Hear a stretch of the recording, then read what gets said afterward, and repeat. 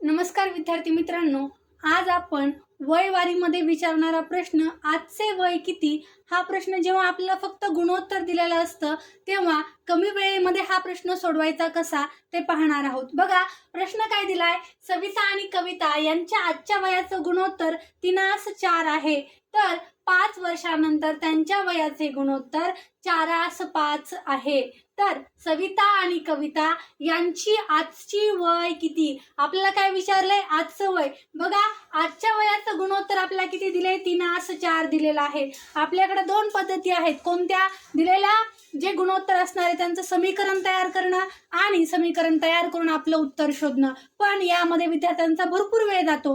मग आता कमी वेळेमध्ये हा प्रश्न सोडवायचा कसा, बघा आपल्याला विचारलंय काय, आजचं वय विचारलंय, ठीक आहे। बघा आजच्या वयाचं गुणोत्तर काय दिलंय आपल्याला, 3:4।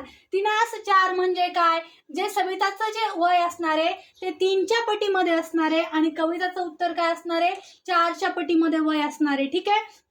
आता बघा दिलेले ऑप्शन चेक करून पहा। बघा 20 ही संख्या 3च्या पटीमध्ये आहे का, सविताचं उत्तर नाहीये। वय सविता 20 ही संख्या 3च्या पटीत नाहीये। 15 ही संख्या 3च्या पटीमध्ये आहे का, हो, 3×5 15, 15 ही संख्या 3च्या पटीमध्ये आहे। पण आता कविताचं उत्तर काय असणार आहे, कविताचं वय 4च्या पटीत असणार आहे। बघा 20 ही संख्या 4च्या पटीमध्ये आहे का, तर हो, 4×5 20 म्हणजे 20 ही संख्या सुद्धा 4च्या पटीमध्ये असणार आहे। आता काय करायचंय, पुढचे ऑप्शन सुद्धा चेक करून घ्या, कधी कधी आपल्या एकापेक्षा जास्त आन्सर सुद्धा येऊ शकतात।